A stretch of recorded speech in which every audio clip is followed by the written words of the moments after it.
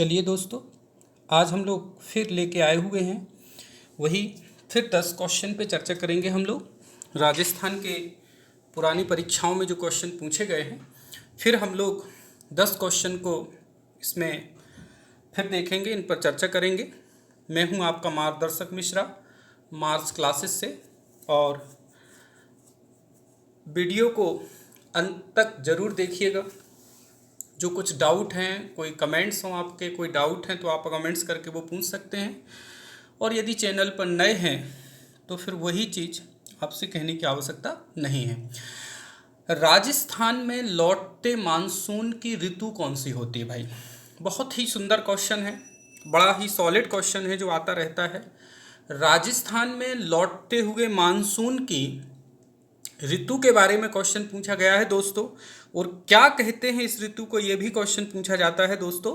तो इसका हो जाएगा अक्टूबर से दिसंबर का हो जाएगा। बहुत महत्वपूर्ण है क्वेश्चन, ये इम्पॉर्टेंट है। देखिए दोस्तों, एक बहुत महत्वपूर्ण क्वेश्चन है। क्वेश्चन नंबर 22 है, फॉरेस्ट सर्वे ऑफ इंडिया द्वारा जारी स्टेट ऑफ फॉरेस्ट रिपोर्ट 2017 के अनुसार राजस्थान का कुल वन क्षेत्र कितना है? अब लेकिन दोस्तों ये रिपोर्ट 17 की काम नहीं करेगी, अब 2019 की काम करेगी। तो मैं एक्चुअल आपको इस क्वेश्चन को इसलिए भी बता रहा हूँ कि आप अपने करंट से जो है अपडेट हो जाइए। तो अब इस क्वेश्चन की हमें आवश्यकता नहीं है 2017 की, क्योंकि नई रिपोर्ट जो है 2019 में आ गई है। और सभी जानते हैं दोस्तों कि देहरादून से रिपोर्ट जारी होती है और प्रति 2 वर्ष के बाद होती है। क्वेश्चन नंबर 23 पर आ जाएं। क्वेश्चन नंबर 23 क्या कहता है? बहुत ही महत्वपूर्ण और मोस्ट क्वेश्चन है। क्वेश्चन कहा गया है कि कौन सा तट भारत के पश्चिमी तट का भाग नहीं है? देखिए बहुत अच्छी बात है दोस्तों, फिर वही चीज़ आ गई नहीं वाली। आपको ये चीज़ बार बार याद रखना है कि कौन सा तट भारत के पश्चिमी तट का भाग नहीं है। पश्चिमी पूछा है दोस्तों, ठीक है? क्या पूछा है इसमें? पश्चिमी पूछा है। तो पश्चिमी का कौन सा नहीं है दोस्तों? मालाबार तट तो है, गाठिया वाट तट तो है, कोंकाड़ तो है उड़ीसा का, कोराबंडल नहीं है दोस्तों। तो इसका करेक्ट हो जाएगा डी। इसका करेक्ट क्या हो जाएगा? डी हो जाएगा। क्वेश्चन नंबर 24 पे बात करते हैं। निम्नलिखित में से कौन सा लोहा इस्पात उद्योग हिंदुस्तान स्टील लिमिटेड से शासित नहीं है? बहुत महत्वपूर्ण क्वेश्चन है दोस्तों। द्वितीय पंचवर्षीय योजना में उद्योग के क्षेत्र में महत्वपूर्ण कार्य किया गया था। जब द्वितीय पंचवर्षीय योजना पढ़ें तो वहाँ पर चर्चा भी करना है। इसके साथ साथ मैं फिर दोस्तों कहूँगा आपसे, दुर्गापुर किसके सहयोग से, राउरकेला किसके सहयोग से बनाया गया, तो ये भी दोस्तों आपको याद करना है। तो यहाँ पर यदि हम बात करें तो 24 का हो जाएगा 3, 24 का जो है 3 हो जाएगा कुल्टी, क्योंकि दुर्गापुर है, राउरकेला है और भिलाई है। क्यों? क्योंकि क्वेश्चन में आपसे क्वेश्चन पूछा गया है कि निम्नलिखित में से कौन सा लोहा इस्पात उद्योग हिंदुस्तान स्टील लिमिटेड से शासित नहीं है? तो कुल्टी नहीं है दोस्तों। और ये तीनों के तीनों जो इसलिए भी आपको याद रखना है कि द्वितीय पंचवर्षीय योजना में इनमें इन पर जो है काम किया गया था। लेकिन दोस्तों आप कमेंट्स में ये लिख के बताइए कि कौन किसकी सहायता से, मतलब इसको स्थापित करने में विदेशी देशों की महत्वपूर्ण भूमिका रही है। तो किस विदेशी देश के द्वारा इनको स्थापित किया गया है? और एक चीज़ और दोस्तों, दुर्गापुर कहाँ है, भिलाई कहाँ है, राउरकेला कहाँ है, ये भी दोस्तों आप क्वेश्चन तैयार कर लीजिए बैठ के। ये भी बहुत महत्वपूर्ण क्वेश्चन है। अब हम क्वेश्चन नंबर 25 की बात करते हैं। बहुत अच्छा क्वेश्चन है। सेलवास का अर्थ क्या होता है दोस्तों?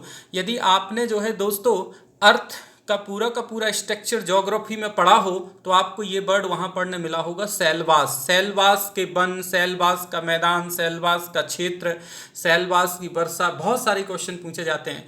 तो इसका दोस्तों 25 का ये आंसर हो जाएगा कि संघन भूमध्य रेखीय वन अथवा वर्षा वन। आपने सुना होगा सेलवास वन, सेलवास वर्षा वन, सेलवास का क्षेत्र, ये सब वही है दोस्तों। सेलवास जो है हमारा जो है भूमध्य रेखा में जो वन और वर्षा का क्षेत्र, उसे दोस्तों सेलवास कहा जाता है। ये महत्वपूर्ण है। क्वेश्चन नंबर हम 26 की बात कर लेते हैं। क्वेश्चन नंबर 26 कहता है, नेपाल हिमालय किसके मध्य में उपस्थित है या अवस्थित है? बहुत महत्वपूर्ण है। नेपाल हिमालय किस किस के बीच में उपस्थित है? तो यहाँ पर दोस्तों 2 नदियाँ दे दी हैं और आपको बताना है बीच की नदी इसमें से कौन सी है। आता रहता है, अक्सर आने वाला क्वेश्चन है दोस्तों। तो इसका आंसर हो जाएगा काली तथा तीस्ता। बहुत महत्वपूर्ण है क्वेश्चन नंबर 26 का। 3 हो जाएगा। 27वें नंबर की बात करते हैं दोस्तों, भारत में पाया जाने वाला अधिकांश लोह धातु किस किस्म का है। आपको ये बताना है दोस्तों कि भारत में जो लोहा पाया जाता है, आयरन जिसका सिंबल केमिस्ट्री में जो है हम लोग उसे आयरन पढ़ते हैं, ठीक है कि नहीं। एफ ही इसका सिंबल होता है, लेकिन आई से हम लोग स्टार्ट करते हैं, IRON आयरन, लेकिन सिंबल लिखते हैं दोस्तों एफ ही। तो उन्होंने इसकी कैटेगरी पूछी है दोस्तों क्वेश्चन नंबर 27 की। तो क्वेश्चन नंबर 27 जो है बहुत अच्छा क्वेश्चन है। तो सभी जानते हैं कि हेमेटाइट बहुत इंपॉर्टेंट है।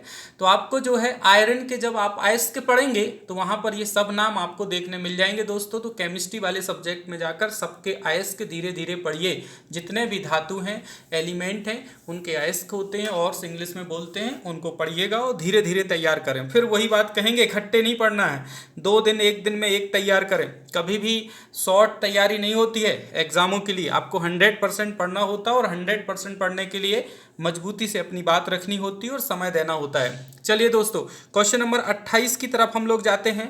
क्वेश्चन नंबर 28 क्या कहता है, बहुत महत्वपूर्ण क्वेश्चन है। निम्नलिखित में से कौन सा राज्य 2016-17 में कॉफी का सबसे बड़ा उत्पादक देश था। 2016-17 का था दोस्तों। अभी इस क्वेश्चन को छोड़ दीजिए, आप नया क्वेश्चन जो अपडेट हो गया है उसमें पढ़िएगा। क्वेश्चन नंबर 29 की बात करते हैं, बहुत सुंदर क्वेश्चन है। क्वेश्चन नंबर 29 देखिए जरा, क्वेश्चन नंबर 29 क्या कहता है। इस पर क्वेश्चन बनता है कि रुर औद्योगिक प्रदेश कहाँ पर अवस्थित है दोस्तों। रुर कहाँ पाया जाता है, रुर इंडस्ट्रियल क्षेत्र कहाँ पर हमें देखने को मिलता है दोस्तों। तो 29 का जो है वो 3 करेक्ट है। सभी जानते हैं कि रुर जो इंडस्ट्री एरिया है वो जर्मनी का है, बहुत ही फेमस है और बहुत ही ज़्यादा मोस्ट है दोस्तों। इस पर क्वेश्चन बनता है, हमेशा ही क्वेश्चन पूछा जाता है इस पर, हमेशा ही रुर क्षेत्र के ऊपर से क्वेश्चन पूछा जाता है दोस्तों, इसको ध्यान रखिएगा। क्वेश्चन नंबर अंतिम आज के लिए हम बात करेंगे क्वेश्चन नंबर 30 की। क्वेश्चन नंबर 30 क्या कहता है दोस्तों, देखिए जरा। क्वेश्चन नंबर 30 कहता है दोस्तों कि जाखम बहुउद्देशीय परियोजना राजस्थान के कौन से जिले में स्थित है। जाखम की बात हो रही है दोस्तों। सभी जानते हैं जब आप लोग जो है परियोजनाएं पढ़ रहे होंगे तो आप लोगों ने इसे ड्रॉ किया होगा, लिखा होगा। तो इसका करेक्ट आंसर क्या हो जाएगा, जाखम प्रतापगढ़। जाखम प्रतापगढ़, मैंने एक वीडियो में इसकी ट्रिकें भी आपको बताई हुई हैं। जाखम प्रतापगढ़, जाखम प्रतापगढ़, जाखम प्रतापगढ़, जाखम प्रतापगढ़। तो जाखम परियोजना राजस्थान के कौन से जिले में है दोस्तों, तो प्रतापगढ़ में। कहाँ पर है दोस्तों, प्रतापगढ़ में। तो आज फिर हम यहीं तक आपको ये 10 क्वेश्चन ही छोड़ेंगे। फिर मैंने कहा था छोटे छोटे वीडियो बनाएंगे आपको, जिसके कारण आप कम समय में उन क्वेश्चनों का रिवीजन कर सकें। और अब फिर बात आ जाती है कि जाखम परियोजना जो है कब स्टार्ट की, कैसे स्टार्ट की, कौन कौन इसके अंतर्गत आता है, ये सब धीरे धीरे पढ़ने की आवश्यकता है, धीरे धीरे काम करने की आवश्यकता है। जय हिंद, जय भारत, जय राजस्थान।